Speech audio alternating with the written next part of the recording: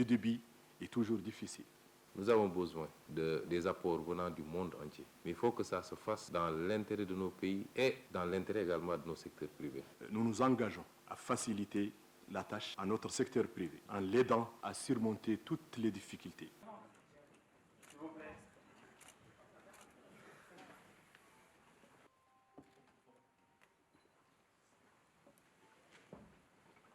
Aussi vaste que ses belles étendues, aussi diverse que sa population, la Mauritanie. Développement de nos marchés qui reste encore étroit.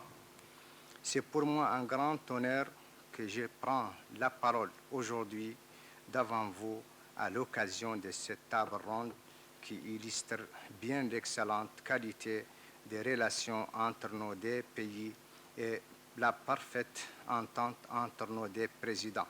J'ai à l'esprit un adage sénégalais qui dit «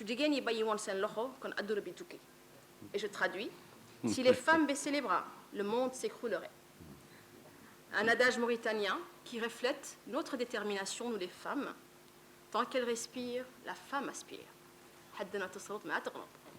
Aujourd'hui, messieurs les premiers ministres, nous les femmes du Sénégal et de la Mauritanie aspirons à votre soutien pour la réalisation de nos objectifs communs au service du développement de nos deux pays frères.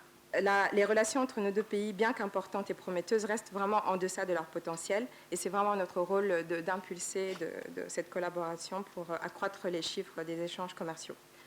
Mesdames et messieurs, cette table ronde n'est pas simplement une opportunité de discussion, mais également un engagement collectif pour bâtir un futur commun.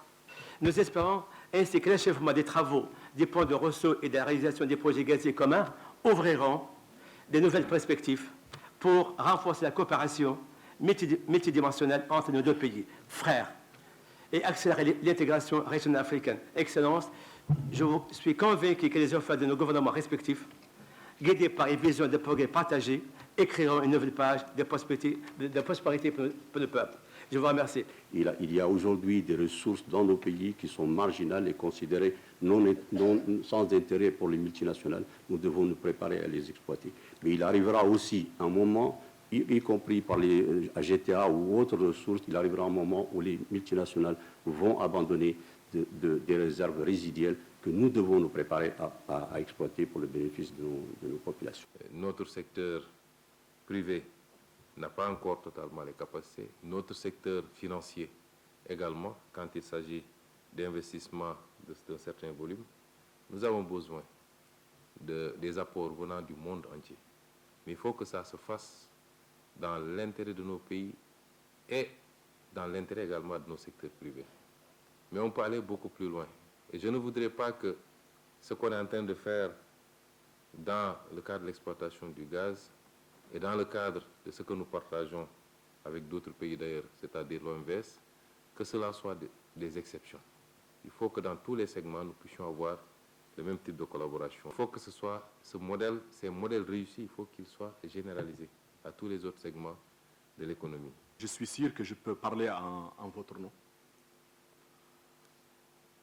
Et sur la base de tout ce qui a été dit aujourd'hui, tout ce qui a été évoqué, nous nous engageons à faciliter la tâche à notre secteur privé en l'aidant à surmonter toutes les difficultés évoquées aujourd'hui et en mettant en place toutes les conditions nécessaires à son développement et à son épanouissement.